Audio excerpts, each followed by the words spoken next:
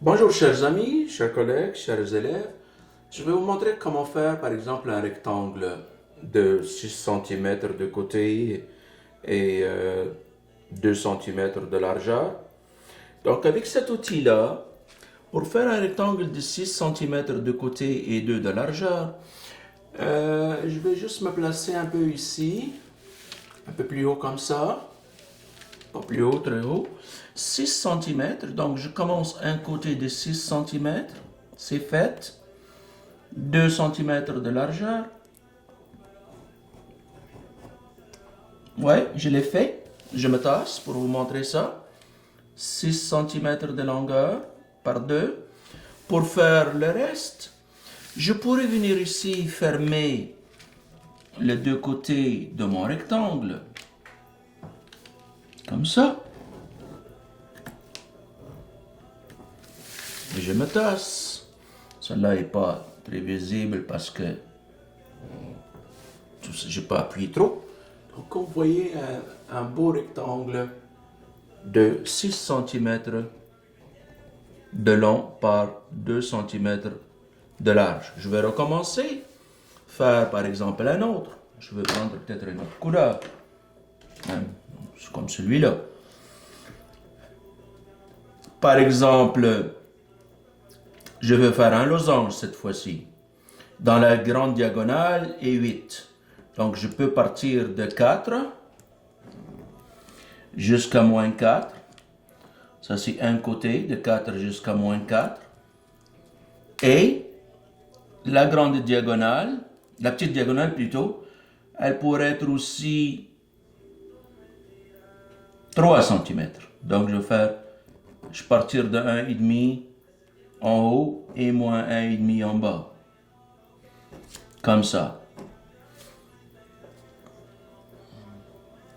1,5 et 1,5 comme ça. Je me tasse, voilà les diagonales, et je viens fermer le côté de mon losange pour fabriquer mon losange de façon rapide. Beau dessin. La perpendicularité des diagonales, elle est là. J'ai des 90 degrés ici, à cause de ces rainures-là qui sont perpendiculaires. Donc là, je commence à vous parler de l'utilité du design et des rainures. Ce sont des équerres. Actuellement, lorsqu'on a une équerre comme celle-là, puis on va faire un rectangle, vous observez, celui-là, il commence à 0 jusqu'à 6. Si je m'en vais avec celui-là jusqu'à 0 jusqu'à 6 de long, là, je vais être obligé de le tasser comme ça pour faire le 2. Mais là, il était gradué en pouces. Si tu le tournes comme ça ne marche pas. Si tu le mets comme ça ne marche pas. Parce que là, ici, c'est pas 1 cm. Si tu mets comme ça ne marche pas plus parce que tu ne sais pas si c'est perpendiculaire ou non. Si je prends un autre, c'est la même affaire. Donc là, on a un problème avec ça. C'est ça la difficulté. Donc, je vais être obligé d'aller faire une ligne et aller la mesurer. Voilà, là, dans ce cas-là, je pourrais le faire. Voilà, mon 2. 2, il arrive là. La même chose, venir ici comme ça, et faire une ligne perpendiculaire, à peu près, aller la mesurer, pour faire 2, et après, rejoindre les 2 points, pour fabriquer mon rectangle ici.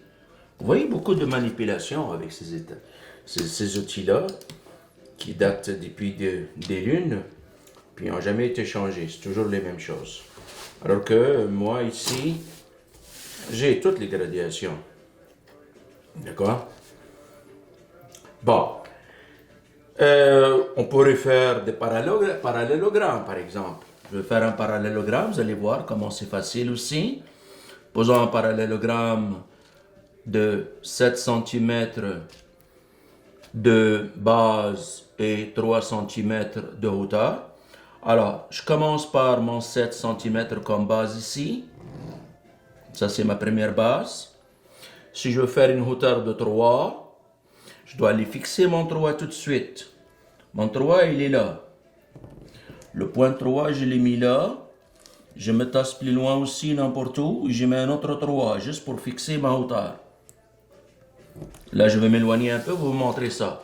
Ces deux points-là, ça indique la distance entre ces points-là et cette base-là. De là à là, c'est 3, de là à là, c'est 3. Vu qu'un parallélogramme, c'est comme un rectangle écrasé, donc il suffit que je vienne ici pour aller chercher avec ces deux points-là une longueur de 7 cm.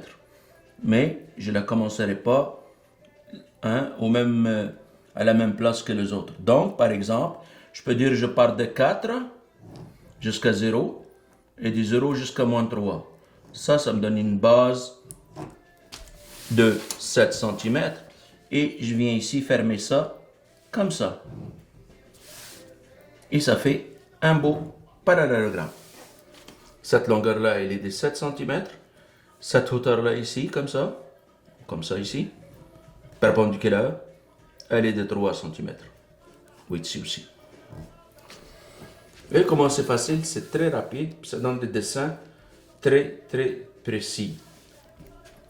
Alors, je vous remercie. Dans la prochaine capsule, on va voir d'autres choses en géométrie.